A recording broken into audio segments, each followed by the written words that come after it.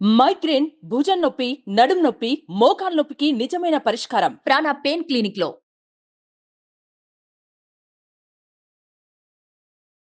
వాగర్థావివ సంపృక్తౌ వాగర్థ ప్రతిపత్తయే జగతః పితరౌ వందే పార్వతీ పరమేశ్వరౌ. సదాశివసమారంభాం శంకరాచార్య మధ్యమాం అస్మదాచార్య పర్యంతం వందే గురు పరంపరాం. ఆదిత్యాయ చ సోమాయ మంగళాయ బుధాయ చ గురుశుక్ర శనిభ్యశ్చ రాహవే కేతవే నమః. శృంగేరి జగద్గురు పీఠాధిపతులకి, కంచి పీఠాధిపతులకి నమస్కారములు తెలియజేసుకుంటూ కార్యక్రమాన్ని ప్రారంభిద్దాం.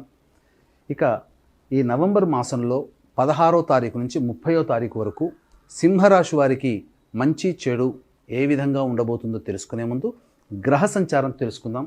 రాశి నుంచి 2వ ఇంట కేతువు, 4వ ఇంట రవి బుధుడు, 5వ ఇంట శుక్రుడు, ఈ 7వ ఇంట శని భగవానుడు, 8వ ఇంట రాహువు, 10వ ఇంట గురువు, 12వ ఇంట కుజుడు.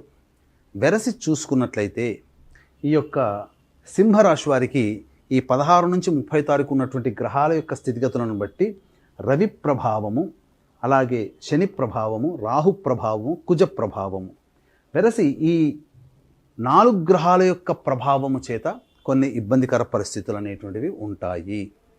జాగ్రత్తలు పాటించండి. ఎటువంటి ఇబ్బందికర పరిస్థితులు అంటే ఈ యొక్క సంబంధించినటువంటి 15 రోజుల పాటు సమస్యలుగా ఉంటాయంటే అదృష్టం ఏంటంటే ఈ 15 రోజుల్లో 9 రోజులు శుభదినాలుగా చెప్పవచ్చు. కేవలం 6 దినాలు మాత్రమే ఈ యొక్క రవి, శని, రాహు, కుజగ్రహాల ప్రభావం చేత పీడింపబడతారు. ఈ 6 రోజులు చాడండి మనిషి ఇబ్బందికర పరిస్థితిలో ఉండడానికి. కాబట్టి ఈ గ్రహాల యొక్క అనుగ్రహం కనుక పొందినట్లయితే మంచి జరుగుతుంది. ఇక గమనించాల్సినటువంటి అంశం ఏంటనంటే ఏ రకమైనటువంటి ఇబ్బందులు ఎదుర్కొంటారు. ముఖ్యంగా ప్రభుత్వ రంగంలో ఉన్నటువంటి ఉద్యోగస్తులు జాగ్రత్తలు పాటించండి. బదిలీలకు సంబంధించి ప్రయత్నాలు కష్టతరంతో పూర్తి అవుతాయి. నూతన ఉద్యోగం కోసం ప్రయత్నం చేసేవాళ్ళు కాస్త సంయమనం పాటించండి, మంచి జరుగుతుంది. ఇక ప్రభుత్వ కాంట్రాక్టులకి ఆశించిన మేర డబ్బులు రికవరీ కాకపోవడం కాస్త ఇబ్బందిగా మారుతుంది. ఇక అన్నిటికంటే భాగస్వాములు లేదా జీవిత భాగస్వాముల మధ్య కొంత అవగాహన లోపం, సర్దుబాటు కావడానికి కొంత టైం పడుతుంది. అవగాహన లోపాలు అనేటువంటివి ఉంటాయి. ఇక ఆరోగ్యం పట్ల శ్రద్ధ వహించాల్సినటువంటి పరిస్థితి, ముఖ్యంగా ఏ పని చేయాలనుకున్నప్పటికీ కూడా ఆ పనులలో మీకు సజావుగా సాగకుండా అవరోధాలు కలుగుతూ ఉండడం, మనశ్శాంతి లేకపోవడం అనేటువంటిదే ఎక్కువగా గోచరమవుతుంది. ఇక గమనించుకున్నట్లయితే వివాహం కావాల్సిన అబ్బాయిలకి అమ్మాయిలకి చక్కగా వివాహం జరిగి తీరుతుంది. మీ యొక్క వాక్కుకి విలువ పెరుగుతుంది. తద్వారా మీరు సంఘంలో మంచి పేరు ప్రతిష్టలు పొందుతారని చెప్పవచ్చు. ఇక రియల్ ఎస్టేట్ రంగంలో ఉన్నటువంటి వ్యాపారస్తులు, ఏజెంట్లు, అలాగే రైతులు, అలాగే ఎలక్ట్రానిక్స్ అండ్ ఎలక్ట్రికల్ రంగంలో ఉన్నవాళ్ళు, మైనింగ్ వ్యాపారస్తులు, మైనింగ్ రంగంలో ఉన్నవాళ్ళు, ముఖ్యంగా లాయర్లు, ఈ సంబంధించినటువంటి వృత్తుల్లో ఉన్నటువంటి వారికి కొన్ని ఇబ్బందికర పరిస్థితులు అనేటువంటివి ఉంటాయి. ఎక్కువగా అత్యాశకు పోయి మీరు భంగపాటు గురి కాక తప్పదు. కాబట్టి అత్యాశకు లోను కాకండి, ఎక్కువగా ఊహించుకోకండి మీకు మీరే. ఎందుకంటే అతి ఆత్మవిశ్వాసం కొంత చేటు అనేటువంటి విషయాన్ని గమనించుకోవాలి.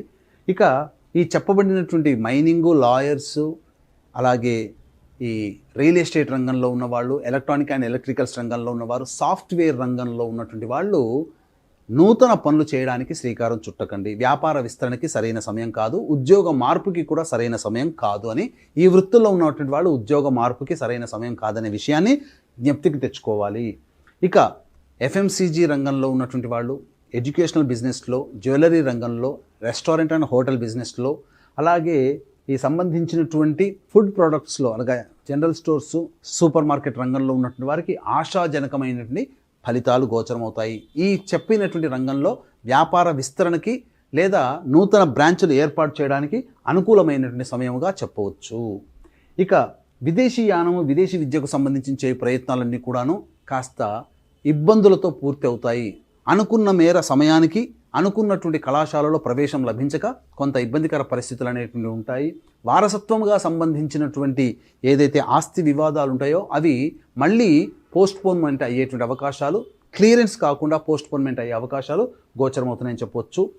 తర్వాత చెప్పొచ్చేది ఏమిటంటే మంచి రోజులు ఉన్నాయి కానీ గ్రహాల యొక్క అనుగ్రహం లేదు. కాబట్టి గ్రహ అనుగ్రహం అందరికీ అందించాలనేటువంటి ఒక సదుద్దేశంతో ఈ కార్తీక పౌర్ణమి సందర్భంగా నవంబర్ 15వ తారీఖు రోజున త్రిపురాసురులని పరమేశ్వరుడు సంహరించిన క్షేత్రం త్రిపురాంతకంలో జాతకరీత్యా కలుగు విద్య, వివాహ, ఉద్యోగ, దాంపత్య, సంతాన, అనారోగ్య సమస్యల నివారణకి మరియు వృషభ, మిథున, కర్కాటక, సింహ, తుల, వృశ్చిక, మకర, కుంభమీన రాశిలో జన్మించిన వారికి శనిదోష పరిహారార్థమై సర్వదోష నివారణ పూజల హోమాలు పర్ హెడ్ 1500 రూపాయలకి చేయించడం జరుగుతుంది. ఈ కార్యక్రమ తదనంతరం కాంటాక్ట్ చేసి గోత్రనామాదులు నమోదు చేసుకోవచ్చు.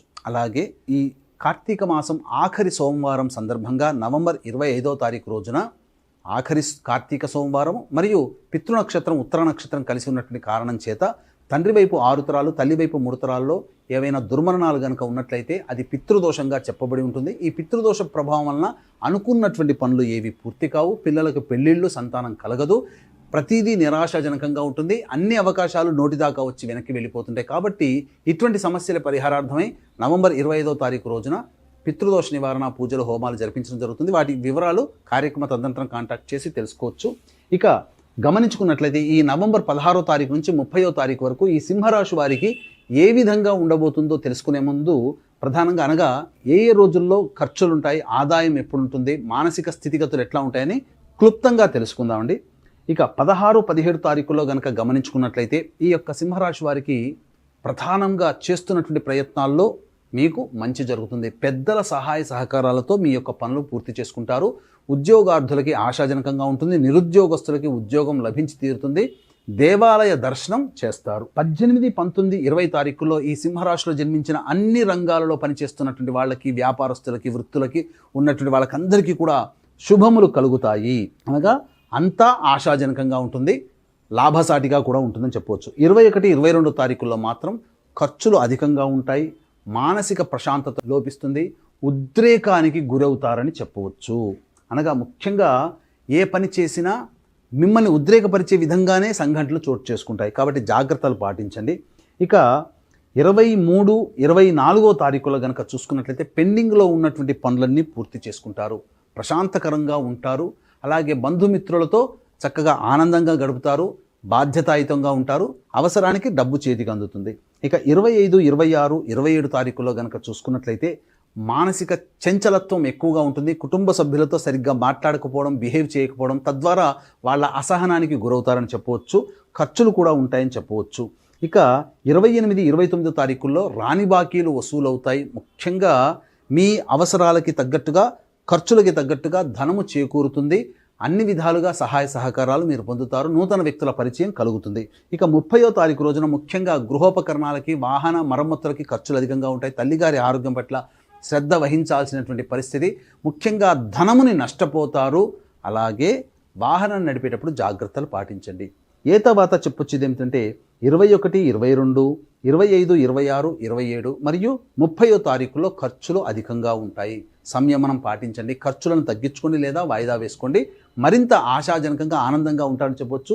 ఇట్టి సింహరాశిలో జన్మించినటువంటి వారు మీకు గోచారరీత్యా కలిగే సమస్యల పరిష్కారం కోసం ప్రతిరోజు కాలభైరవాష్టక పారాయణము మరియు చంద్రశేఖరాష్టక పారాయణం రోజుకి 3 సార్లు పఠించండి.